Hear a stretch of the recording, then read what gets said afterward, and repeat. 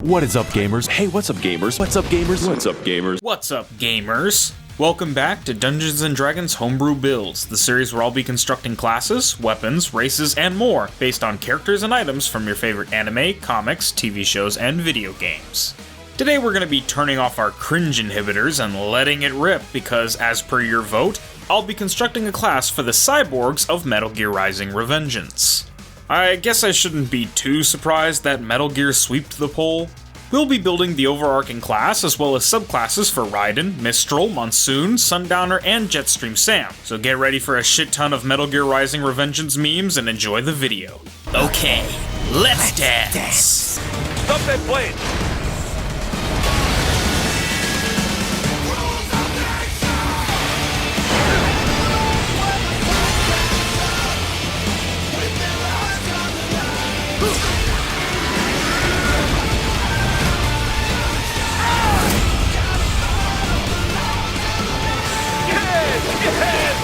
Wide open!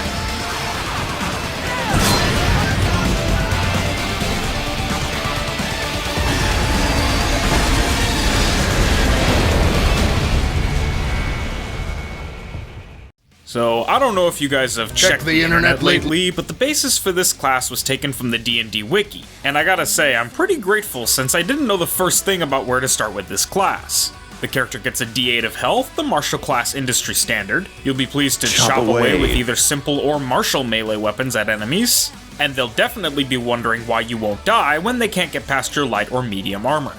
You also get proficiency in a tool of your choice, strength and dexterity saving throws, and 3 skills from a list of acrobatics, athletics, insight, intimidation, medicine, perception, persuasion, sleight of hand, and stealth. At first level, you'll be getting Augmented Body and a subclass along with a subclass feature or two. Starting with Augmented Body, at first level you gain a new body that resembles the race you used to have. Your skin is cold and gray, your internal biology is more construct than humanoid, and the blood in your torso is bright blue. Beyond an aesthetic change and biological change, you also gain superhuman strength, agility, and fortitude. All cyborgs gain faintly glowing red eyes, which glow a deep, prominent crimson when under stress. Cyborgs can construct their bodies to have distinct and specific features as well, features including, but not limited to, some kind of one-way face mask, exoskeleton armor that makes their AC 13 plus their dexterity modifier, metal stilts on their legs that increase their movement speed by plus 15 feet, metal claws on their hands and feet, and things of a similar nature. Your body now runs on fuel cell energy, of which you can store an amount equal to your proficiency modifier plus your constitution modifier. The fuel cell storage can be refilled by performing standard attacks on hostile creatures, by using electrolyte packs, by picking up fuel cells, or by performing Zandatsu on hostile creatures while your vision is tinted blue. Your brain is transferred from your organic body into a container inside of your cyborg skull. So long as you are not killed outright and your brain remains intact, if you die, your brain will be preserved and viable to be transferred to a new body. Creating your new body will require a magical or scientific specialist to build one for you. The process of creating the body will take at least 30 days, longer depending on how many additions are made for the body, and cost you at least 500 gold pieces. As you are a construct with a humanoid brain, healing spells are only half as effective on you, and revival spells only revive your brain. Electromagnetic pulses and similar effects are also capable of temporarily shutting down your body. Some of your features require your target to make a saving throw to resist the feature's effects. The saving throw DC is calculated as follows. Save DC equals 8 plus your proficiency bonus plus your dexterity modifier. So, a new gamer mouse body and a shit ton of stuff packed into one feature, but this is the basis of the cyborg class from which all other features more or less stem. We've got an aesthetic change, an unarmed defense substitute, higher movement speed, claws and shit, fusion cells which kinda act like this class's version of Ki, pseudo-immortality, and your class feature save DC. You also get natural call sign, which is our subclass feature. At first level, you acquire your codename, one based on some form of weather formation that brings about death, destruction, and disaster. Choose the type of hunter you are. Lightning, the rain transformed. Mistral, Monsoon, Sundowner, or Minuano, each of which is detailed after the class's description. You gain a feature related to your chosen natural call sign at 1st level and again at 7th level, 11th level, and 18th level. So of course, to clear any confusion for those not familiar with Metal Gear Rising: Revengeance, Lightning the Rain Transformed is Raiden, the middle three are who it says, and Minuano is Sam. If you guys want to see subclasses added to the class for Armstrong, Blade Wolf, and Kazim, let me know in the comments down below.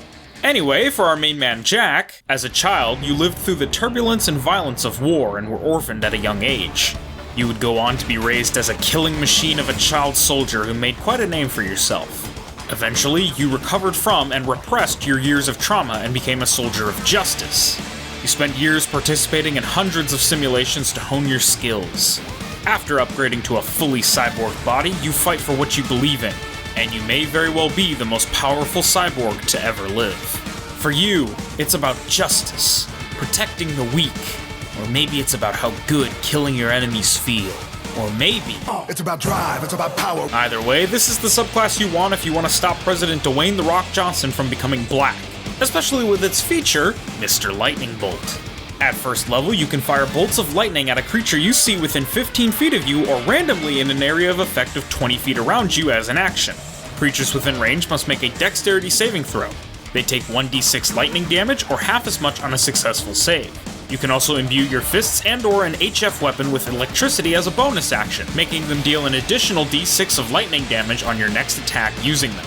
The lightning damage die changes as you gain cyborg levels, to a d8 at 5th level, to a d10 at 11th level, and to 1d12 at 17th level. Call back to that one power Raiden showed off one time and never used again on some Starfinger type shit. Also a decent ranged option and damage boost rolled into one. Now, if modding simps on Twitch without telling them you have a boyfriend is more your speed, you are a cyborg mercenary whose codename is derived from the dry northern winds that blow from the Alps to the Mediterranean. You're a butcher who's good at killing and handy with weapons of any and all kinds. And of course, what is a Twitch streamer without an army of simps at their beck and call? Dwarf geckos. At first level, you can summon a dwarf gecko as a bonus action on your turn. Dwarf geckos share a stat block with a mana drone, but can make 3 attacks per action and heed your every command. You can also take up to 3 of a dwarf gecko's arms and attach them to your body or form them into a polearm or staff as an action. You can attach up to 14 arms of dwarf geckos to your body, 7 arms on each side of your body. You can use each of your arms to perform a separate action on your turn. Those little jihadist Bakugan are going to be very important to our dark-skinned tomboy GF build, so make sure to donate to her Twitch so that she can have up to 14 actions per round. Wait, why do I feel like EA? What good Metal Gear Rising related video is complete without this little weirdo with more edge than Bloodborne on PS1? It's time for Monsoon of the Sussy Imposters. You're named after the seasonal wind systems that occur in West Africa and Asia, Australia. You're a cyborg, capable of magnetically dislocating the different parts of your body to attack from a distance and dodge attacks. If you pick this subclass, some might think there's something genuinely wrong with you, but just remember to remind them that it's just a little trolling. With Magnetic Body, at first level, your body is a unique cyborg chassis consisting of a series of segments held together by powerful electromagnetic force which could separate considerable distances while still remaining part of the whole. You gain the following benefits. When you are targeted by a creature you're aware of for a melee weapon attack, you can separate your body in a manner that causes the attack to miss automatically. You can separate your body to increase your reach by up to 25 feet or attack from up to 5 angles at once. If you are stunned or hit with an electromagnetic pulse or a similar effect, your magnetic body feature does not work until the stunned condition ends or for 1 round after the EMP or EMP-like effect. Now we can survive in this cringe or be cringe world with the power of being human spaghetti. So there aren't any feds we've got to deal with in Faerun or Eberron or wherever, and there isn't a Buff Bezos subclass for this class. But if we want to secure our orphan brains and you think you'd make a good healthcare specialist— Healthcare, you say? I'm a specialist. Sundowner's the class for you. With a name that was derived from the fiery wind condition that occurs in Southern California, it's a wonder how you could be described as anything but a bloodthirsty warrior that constantly desires for conflict and bloodshed, backed with the power to make it happen. In a world where kids are losing touch at the ripe old age of 12, it's a blessing to have a subclass that can withstand the cruelty of kids. We also get self-taught style. At first level, the style you've developed from your time painting battlefields red with the blood of your enemies grants you the following benefits. You gain the cruelty feature, you gain the dual wield feature. Now we can touch minors! Finally, we're going to be showing off our RGB blade at our local Wendy's because the man of the hour has arrived. The only man with enough riz to ratio Raiden in his own game? Jetstream Sam. A master swordsman of the Rodriguez New Shadow School techniques with a winning smile and charismatic personality, you're one to both run your mouth and let the skills do the talking. But perhaps there's something darker within you that lies beneath. Minuanos actually get 2 subclass features at first level, Brazilian Jump and Rodriguez New Shadow School. For Brazilian Jump, at first level, when you jump, as a part of your movement, you can jump again at the peak height of your jump, effectively doubling the range of the jump. You do not take damage as a result of falling from your jump unless you fall a distance greater than your maximum jump height. Maybe with this feature, your goofy can finally make it to Clown College. For the New Shadow School, at first level, you master a style of Brazilian Kenjutsu derived from Yagyu Shinkage Ryu Kenjutsu, which grants you the following benefits. Let's dance! If you make an unarmed strike as a part of an attack action on your turn and are holding a longsword weapon, you can use it to defend yourself if it is a melee weapon. You gain a +2 bonus to AC until the start of your next turn, while the weapon is in your hand and you aren't incapacitated. Quick Draw. The sheath of your HF weapon contains a rifle device with a loaded magazine and a trigger below the weapon's grip. You can use an explosive Bato Jutsu by triggering this mechanism as a reaction if your weapon is sheathed, allowing you to make a melee weapon attack as a reaction. Vacuum Slash. When you make a melee weapon attack with an HF weapon, you can extend the range of the slashes by creating a vacuum in the air current of each slash. Now you've got the skills to reduce your enemies to half the man he once was. Now at second level, we get our main weapon of the class, the high frequency weapon. At second level, you gain access to HF weapons. Weapons reinforced by a powerful alternating current that resonates at an extremely high vibrating frequency. This oscillation weakens the molecular bond of anything it cuts, thereby increasing its cutting ability. HF weaponry can be any type of weapon, extends its attack range by 10 feet, ignores bonuses to AC provided by anything except a creature's dexterity modifier, unless a creature has HF resistant armor or an HF resistant shield, cuts through any inanimate object, and deals 2 additional damage die of damage. Turning an existing weapon into an HF weapon or creating one requires the use of smith's tools and a weapon you wish to transform if you are repurposing a weapon, and 100 gold pieces of material to be used for this purpose. So it's costly, but for a good reason, as it deals quite a bit of damage, likely enough to one-shot most balanced enemies at this level with a high roll, has extended range, and negs AC by vibrating fast enough to push atoms apart. Just like in the game, giving you the ability to cut through anything, and I do mean anything. Nothing else at second level, but at third level you get Augmented Mode. At third level, a side effect of your holographic storage data being connected to cranial nerves and your new optical implants allows you to create a mental layout of your surroundings. This feature cannot be used while engaging in combat with a hostile creature or creatures. You can use this feature for up to 1 minute, and it can be used again after 10 minutes. Activating Augmented Mode grants you dark vision of 120 feet, and allows you to see any living humanoids or constructs not concealed by magical means, even through physical obstacles. You see them as mere outlines and can identify their general shape. At 16th level, this feature can be used while in combat against a hostile creature or creatures, and gives you blind sight to a range of 60 feet. Kinda hard for martial classes to match the utility of casters, but all the tech the cyborg gets definitely helps to level the playing field. So non-combat dark vision and x-ray vision, and later combat applicable and blind sight. Good shit. Also can't forget the strength of the cyborg, so we get cybernetically enhanced strength. At third level, your implants and cyborg body / exosuit give you vast physical power and destructive unarmed strikes. You gain the following benefits. You can roll a d12 in place of your normal damage for your unarmed strikes. Your maximum strength, dexterity, and constitution scores can exceed 20, but not 30. So of course we need an unarmed strike equivalent, and a physical ability score cap higher than normal mortals. We're fucking jacked. 4th level gets us our first ability score improvement. Go for a feat befitting your HF weapon's damage type / weapon type, or pull into physical ability scores. 5th level nets us an extra attack so that we can leave our next 100 enemies looking like our first enemy. Now we get parry at 6th level. At 6th level, you learn the precise skill of blocking an attack by perfectly clashing it. When you are targeted for a melee weapon attack, you can roll a dexterity saving throw with a DC equal to the creature's attack roll as a reaction. If you succeed, the damage of the attack is reduced to 0. At 9th level, when you use the parry feature, roll a 20 or higher, and successfully block the attack, you reduce the damage of the attack to 0, and you can counterattack as a part of the same reaction. Now we're prepared to actually stand a chance against the likes of Blade Wolf and Monsus the Battle Bus's average cheetah speed attacks with this attack roll against an attack roll type bullshit. 7th level gives each of our subclasses a new feature. For the Raiden subclass, which is shorter to write in the script and read aloud, we have Ninja Run. At 7th level, you gain a special move that allows you to quickly move over obstacles using the improved mobility of your cyborg body. Your dash movement speed is doubled, your cyborg body leaves a trail of electricity as you move, you automatically jump over or slide under obstacles without the use of any extra movement, your next melee weapon attack or unarmed strike after ninja running gains an additional die of damage, and when you take the dash action, any projectile attacks made against you as an opportunity attack or while you are moving are deflected unless the projectiles are medium size or larger. Okay, cool, so now you can just run past everyone. Remember folks, stealth is completely optional. With Mistral's Tripod Core at 7th level, when you've summoned a dwarf gecko and have removed all of its arms, you can use the remaining core as a volley to bombard a creature with, dealing 46 fire damage due to you throwing them at a fast enough velocity to generate flames. Well, I hope your enemies like it when women hit them, because if not, this steady stream of fucking fireball grenades is gonna make the fight very frustrating for them and very pog for you. But that's okay, they're weird champ anyway. Time to let everyone know we're from the land of the free. Cambodia.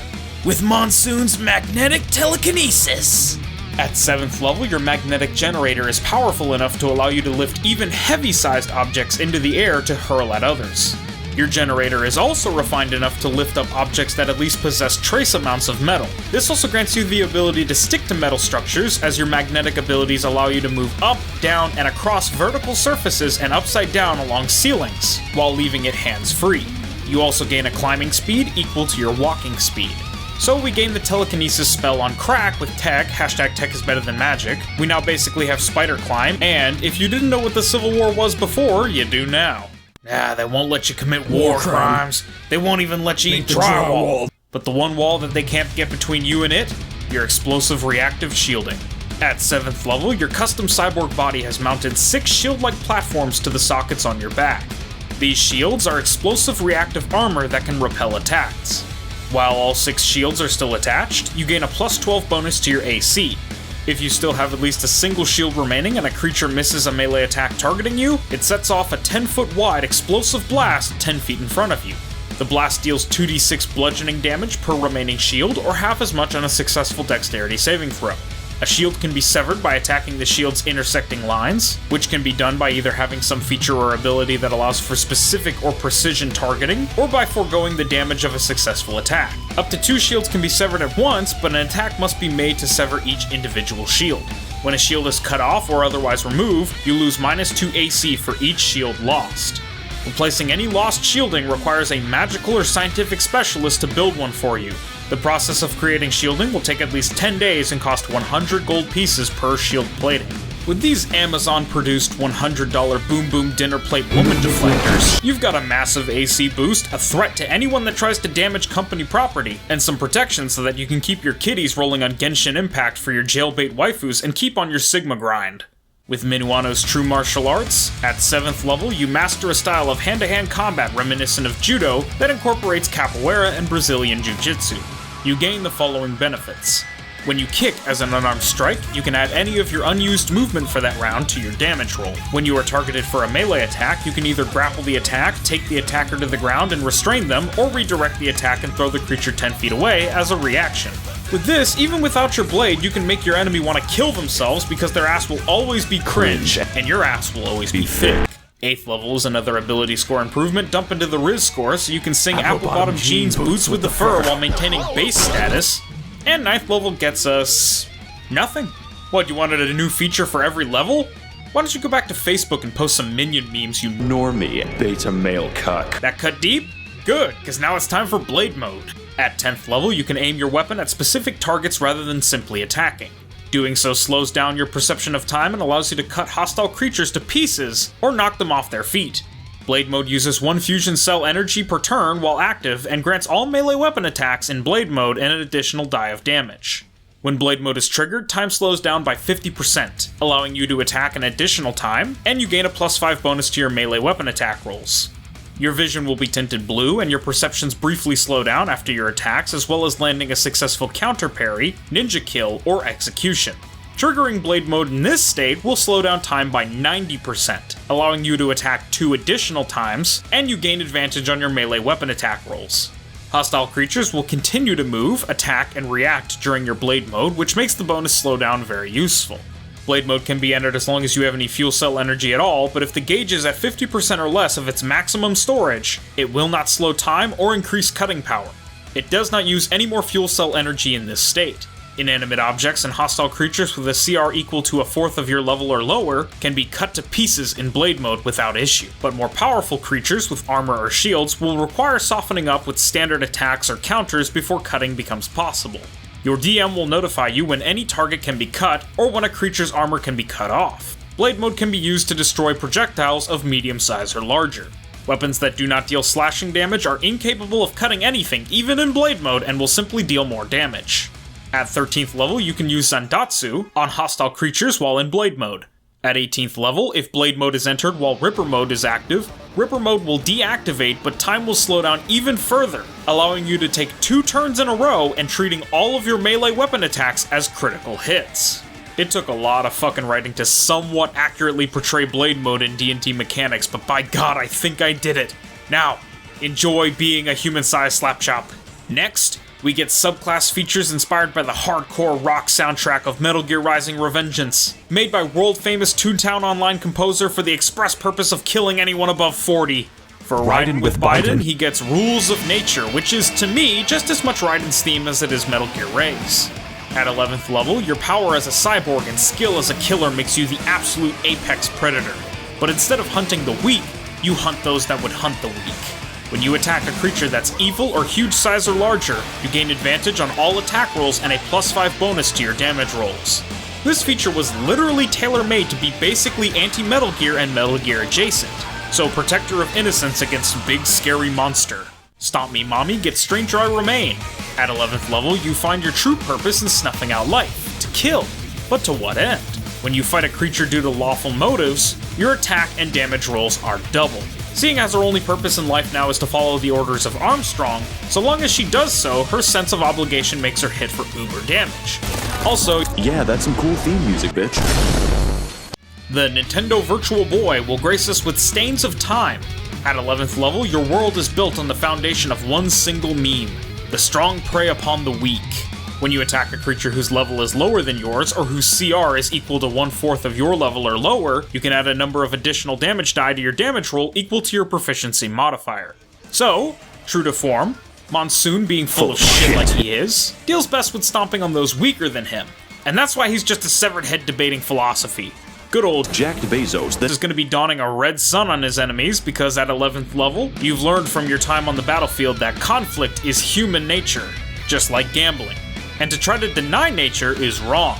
A number of times equal to your proficiency modifier per long rest, you can double your damage for a round at the cost of taking double damage for that round as well. Upon gaining this feature, you can no longer multiclass into Druid. You cannot take Druid levels in any way. So it's basically a Berserker Rage, but nature hates you. Which isn't that big of a deal because your IRS shields give you a high AC, and man, fuck nature. If you proc this feature, your damage numbers will skyrocket. I guess that kind of damage and cruelty is to be expected from somebody who loves minors. My man Markiplier staying based and dismantling the cringe lords with the only thing I know for real. At 11th level, your pursuit of power has blinded you to your original purpose in doing so, leaving you an empty husk of a creature simply fighting and killing and vying for more power, because that's the only thing you know now. When you fight a creature due to chaotic motives, your attack and damage rolls are doubled. No bullshit, no minions, no shields, no Monsoon telling you about Among Us. It's just you, the sunset, and the soil, baby. No purpose for fighting anymore, so pointless fights are your field of expertise. More ability score improvements start rounding off stuff so you're strong enough to teach the boot boys the error of their ways, their nationality. It's time for Zandatsu, the feature you'll be using to slice your victims to ribbons and scoop their spines out like fucking ice cream with exact precision. At 13th level, you can use Zandatsu to kill almost any hostile creature rather than using standard melee weapon attacks. When Zandatsu is possible, your DM will notify you that a hostile creature's weak point has just been revealed in Blade Mode. You perform a cut that intersects the weak point, exposing the creature's heart, which for construct-type creatures is a fuel cell that you can use. As a part of the same action, you can grab the heart.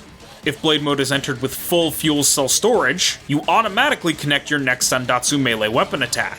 Multiple Zandatsus can be chained if several hostile creatures are cut correctly in a single use of Blade Mode, either with one carefully aimed slash, a natural roll of 20, on up to 3 creatures within 5 feet of each other in a single direction, or by attacking multiple times in a single turn. You cannot be harmed or stopped while grabbing a creature's heart. Hostile creatures with a CR equal to a fourth of your level or lower can be cut in Blade Mode at any time, while tougher hostile creatures require softening up with attacks, ambushing with the ninja kill, or stunning. A successful Zandatsu restores all of your health and the entire fuel cell storage. It is entirely possible to continue attacking a hostile creature after making the Zandatsu attack, but you must be wary. Missing a Zandatsu is also possible and happens if an attack lands too close to the heart and destroys it before the Zandatsu strike is made, the heart moves outside of attacking range before the strike is made, or beyond your grab range after it is made. You fail to grab the heart before your fuel cell storage runs out. You touch the ground, are knocked out of Blade Mode by a hostile creature's attack, or an execution ends before you have grabbed the heart. You intentionally end Blade Mode after a ninja kill or execution. It is possible to perform another Zandatsu grab after you crush the heart. This can only happen if another heart falls into your grab range on your turn. If the heart falls on the ground, it will become damaged, which can still be picked up and used, but is worth half as much fuel cell energy and hit points. Some enemies, dictated by your DM, do not appear to have a weak point to target. At 14th level, if a hostile creature is stunned and you have a full fuel cell storage, you can perform an execution on that enemy, which will put you in a position to perform Zandatsu afterwards. Only Lightning, the rain-transformed subclass cyborgs, can perform ninja kills. No better way to get some delicious electrolytes. It basically all comes down to DM lets you know when you can fucking annihilate someone. So there have been a lot of references in these features to an execution feature, but what is that? It's this. At 14th level, when you reduce a creature's hit points to 50% or fewer and your DM notifies you of the opportunity, you can perform an execution as an action on your turn. You attack the creature and then activate Blade Mode, giving you another action for this turn as a part of the same action. Another great way to partake of the Gatorade Eucharist while insta-killing some meals on wheels. Next is Defensive Offensive, a great way to avoid being beaten to death by a Goro Majima gorilla. At 15th level, when you would be hit by an attack, you can use the evade action as a reaction. You must roll a dexterity saving throw with a DC equal to the attack roll of the creature. If you succeed, you sidestep or backstep away from the attack and target the attacker for an attack. So now you can either parry or dodge an attack. You can then take advantage of having dodged the attack by opening up your enemies like a pack of Pokemon cards. 16th level is another ability score improvement. Take Chef because I smell what the Rock is cooking. 17th level is our cringe inhibitors. At 17th level, your body is upgraded to passively suppress pain and emotions, making you immune to charm, frightened, and pain-based effects and conditions. All damage still affects you normally, and you can still feel attacks, you just don't experience pain from said attacks. So now you're basically the Berserker subclass Barbarian, but like, actually useful. Next is our last set of subclass features, the best ones to help an entire congregation meet God. Raiden gets his Ripper mode at 18th level. In dire circumstances, you fall back on old habits because sometimes you've just gotta let her rip. Upon activation, you begin to emit a blood red aura and laugh maniacally. Using Ripper mode doubles the damage of all of your attacks, the speed of your Blade mode, and makes HF weapons you attack with outright ignore AC. However, it can only be activated when your fuel cell energy is full, and it drains your energy at a rate of 2 energy per turn. While in Ripper mode, your entire personality changes. You enjoy the sensation of pain and revel in fighting and killing. Raiden has finally achieved baseness and no longer cares about your shitty meme posts. At this point, you've basically become a walking fuck-off death trap as if you weren't already one. Finally, the last subclass feature for the precursor to the robotic fleshlight and her huge testicles, Dynamic Weapon Fluidity. At 18th level, if you create a weapon out of dwarf gecko limbs, you can change the weapon's form as a bonus action on your turn. For example, if you have shaped the dwarf gecko limbs into a staff, or add a knife and make it into a spear, you can change the weapon into a whip or a grappling hook as a bonus action if you have not already used your bonus action on that turn. From staff to knife to spear to whip, every weapon you can use to satisfy a kink. What about the knife? Well, every Sigma loves to use a kitchen knife to murder women. Finally, it's time to unlock the true power of memes, the DNA of the soul. The key to our clout with Utopia of Death. At 18th level, when a creature is unaware of your presence or can't see you, you can pounce onto them and let loose a barrage of lethal attacks. The creature is prone, restrained, and you can attack 5 times instead of once when you use the attack action on your turn while you have the creature mounted. The creature can attempt to escape without using their action on their turn. While a good meme never dies, your enemies certainly will when your Skeletor Prime looking ass leaps onto them and shanks them to death like an average Londoner. With pincer blades, all of your enemies basically chose paper. At 18th level, if you are wielding 2 bladed weapons, you can combine them together as a single weapon, pincer blades, as a bonus action. Attacks made with this weapon deal the damage of both weapons, and cannot be blocked in any way. The weapon you are wielding in your offhand is attached to your wrist to make the pincer blades and cannot be removed from you by any normal means. With that kind of damage, you may no longer benefit from dual wielding, but nobody's gonna be able to stop you from marketing gambling to sexy children. To match Raiden's Ripper mode, the weakest Brazilian male gets his taunt. At 18th level, you can taunt a creature as a bonus action. They can roll a wisdom saving throw, but if they fail or choose not to, their recklessness creates dozens of openings for your attacks and turns any of your attacks targeting them into critical hits. But anger and single-minded focus of destroying you turns any of their attacks targeting you into critical hits as well. A taunted creature will have a red aura around their body. The taunt will wear off after 5 seconds. Taunts don't work if the creature can't hear or understand you. Taunted creatures are subject to limb severing from your weapon. Critical hits from taunted creatures can still be parried, but only a single one per round, and taunted creatures cannot be counterattacked. While enemies are taunted, Wham Bam Slam Sams can basically lose their McFucking marbles and shred their enemies to pieces at risk of becoming punched like you're in Yakuza. Basically an ultra version of Sundowner's Red Sun. 19th level is your final ability score improvement, improve you some bitches.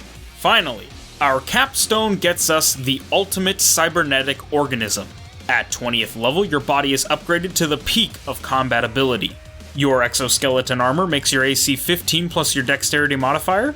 Your metal stilts increase your movement speed by plus 30 feet. You can roll 2d12 in place of your normal unarmed strike damage. And your fuel cell energy storage maximum is double. So basically it's augmented body, but like, gooder. Alright, that's the video. As for the voting poll for the next class I'll be covering, I'll be dropping it on a community post and be scouring the comments of that post and this video for suggestions and write-ins. The options for the poll are going to be a Hercules class from Record of Ragnarok and a Horseman class inspired by the Darksiders series with subclasses based on the Red Rider, War, and Death, the Pale Rider. Remember, just because I did not list a character doesn't mean I won't choose it over all those options. If community requests and support for a write-in is high enough, I'll do that one. So be sure to comment if you want a character that isn't one of those 2 options. Alright, let me know what you guys thought of the video and the class down below, and be sure to leave a like on the video. Also, let me know what you guys want to see next. Subscribe and hit that notification bell to stay tuned. Alright, I've been the toughest thug on the streets of YouTube, and this has been Dungeons & Dragons Homebrew Builds. Thanks for watching, guys. Peace.